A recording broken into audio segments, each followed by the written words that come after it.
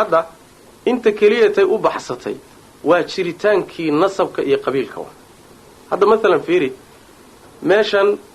yani waxaa jira kambaniyo lacagaha xawila soo ma kambani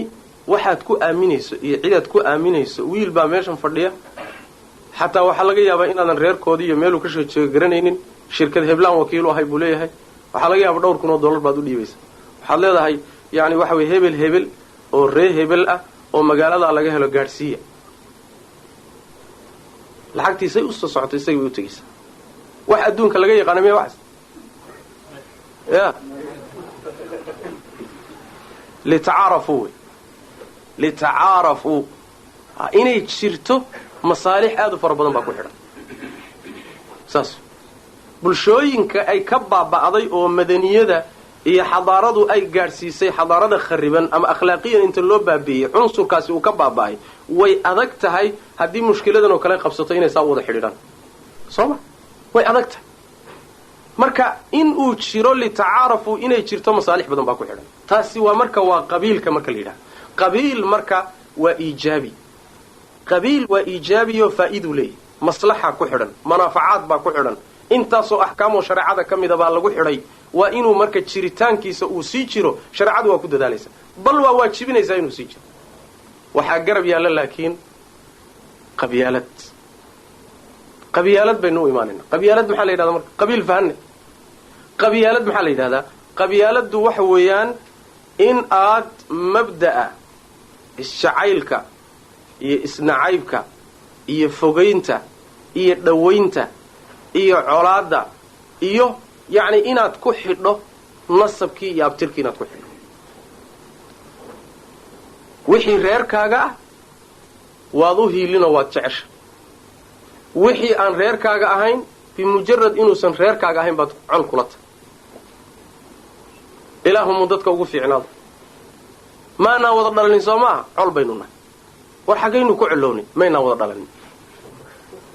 ama waad iga fogtay kan aad leedahay waad wada dhalaleed sheegaysana yacni waxa weye wixii hiil iyo hooba waad la garab taagantay hadduu gar daran yahay iyo hadduu gar leeyahayba hadduu gar daran yahay haddii uu laga gar daran yahay la garay haddii laga gar daran yahay walaalkaa inaad u hiiliso way tay ama ha kula dhasha ama yuusan kula dhalin laakiin hadduu gar daran yahay xataa waxa isagaad garab taagantay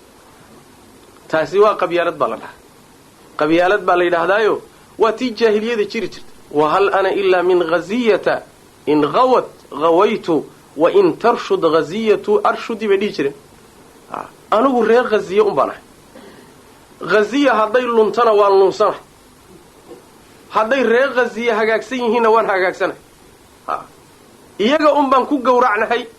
hadday reer haziye naar galaanna anna naar ha laygu ogaado hadday janno galaanna jannaan la geli waxay yihiin un baan la ah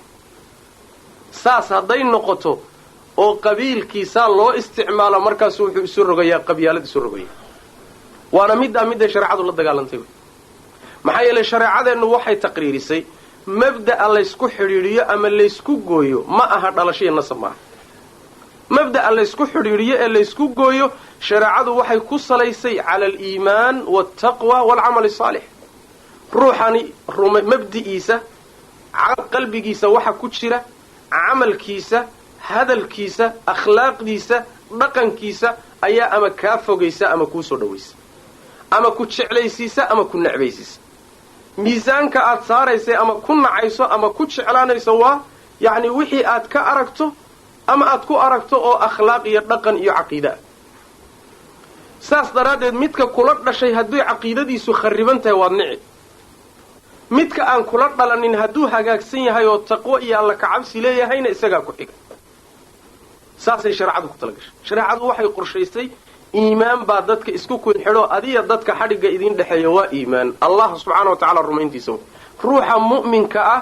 ee ilaahay yaqaana ee rabbi ku xidhan ee ilaahay subxaana wa tacaala daacadiisa ku dadaala waajibaadka shareecada guta diinta ilaahay u shaqeeya ninba ninkuu ilaahay uga dhow yahay buu adigana kaaga dhow yahay ninba ninkuu ilaahay uga fog yahayna waa kaaga fog yahay walow kaad wada dhalateenba ha noqdo taasay shareecadu ku salaysay beddelka innagu markaa aynu meel kale la aadnay qabiilku ha jiro baa la yidhi laakiin in lagu saleeyo ma aha nacaybka iyo jacaylka, in lagu saleeyo ma aha soo dhowaynta ama fogaynta, in lagu saleeyo ma aha hiil iyo hoo, in lagu saleeyo ma aha ninka aad col la noqonayso iyo ninka aad la heshiinayso. taa in lagu saleeyo dhalasho ma aha. rabbi subxaanahu wa tacaala qur-aanka wuxuu yidhi innamaa waliyukum allahu warasuuluhu waaladiina aamanuu aladiina yuqiimuuna asalaata wayu'tuuna azakaata wahum raakicuun waman yatawalla allaha warasuulahu waaladiina aamanuu faina xisba allahi hum alghaalibuun. weligiinna ka idin xiga isjeceshihiin isxidhiidhisaan waa allah subxaanahu wa tacaala, waa rasuulkiisa, waa dadka mu'miniinta ee salaadana ooga oo salaada toosiya sakadana bixiya.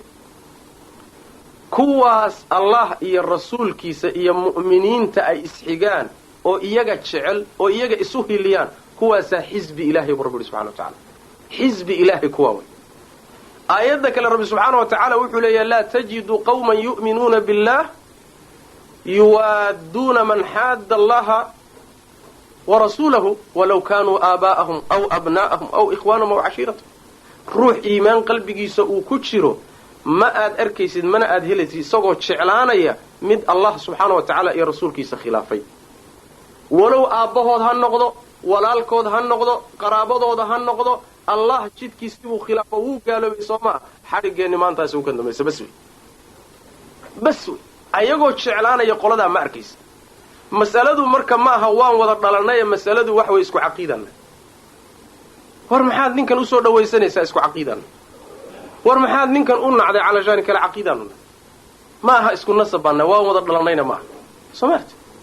haddana isla markaa waxaa laga yaabaa iyadoo taasi ay jirto oo mabda aad wax ku nacayso ama wax ku jeclaanayso uu iimaan yahay, ayaa haddana dhinaca kaleeto dadkii xuquuqda kugu lahaaya waalidka iyo hadday gaalo noqdaanba xuquuqdii waalidnimadu waa jiraysaa. xuquuqdii waalidnimada oo inaad wax tarto oo waxaad heli karto ku biiriso taasi waa jiraysaa. laakiin mabda'an ah yaa ku xiga, yaad isxigtaan, yaad isu hiilisaan, yaad isjeceshihiin, yaad saaxiib tihiin, yaad la mabda' tahay markay timaado oo aad garab taagan tahay, waxa weeyaan dadka ahlul iimaankaa wey, dadka ahlu tawxiidkaa wey, dadkaasaan aniga dadkaygii ah. amaa qaraabo gaalaha hadday jiraan oo mabda'a ka baxsan, hade ninkaa kula dhashay ee fasaadsan waa inaad fasaadkiisa ku ogta, laakiin fasaadkiisa iyo dulmigiisa waa inaad ku garabsiiyo. masalada shareecadu ay taqriirinaysa taas.